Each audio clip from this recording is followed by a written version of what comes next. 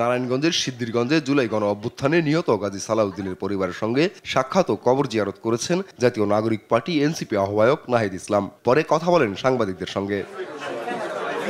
নাহিদ ইসলাম বলেন, সংস্কার আর জুলাই সনদের দাবির সঙ্গে কোনো দল সংহতি প্রকাশ করলে তাদের সঙ্গে হতে পারে নির্বাচনী জোট। বলেন, 15 নভেম্বরের মধ্যে প্রার্থী তালিকা প্রকাশ করবে এনসিপি। আমাদের যে সংস্কারের দাবিগুলো আছে, এই দাবিগুলোর সাথে যদি কোনো দল ঐক্যবদ্ধ বা সংহতি প্রকাশ করে, সেক্ষেত্রে আমরা জোটের বিষয়টা হয়তো বিবেচনা করব। বাট আমরা এখন পর্যন্ত এককভাবেই আগাচ্ছি।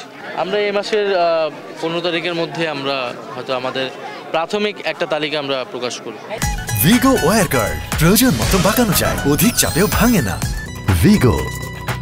বিএনপি চেয়ারপারসন বেগম খালেদা জিয়ার আসন সহ কয়েকটি আসনে ছাড় দিয়ে সবগুলোতে প্রার্থী দেওয়ার প্রস্তুতির কথা জানিয়েছেন নাহিদ ইসলাম। গণতন্ত্র প্রতিষ্ঠার লড়াইয়ে অগ্রণী ভূমিকা পালন করেছেন, সেটা খালেদা জিয়ার কথা আমাদের নাসিরউদ্দিন পাটোয়ারি বলেছেন।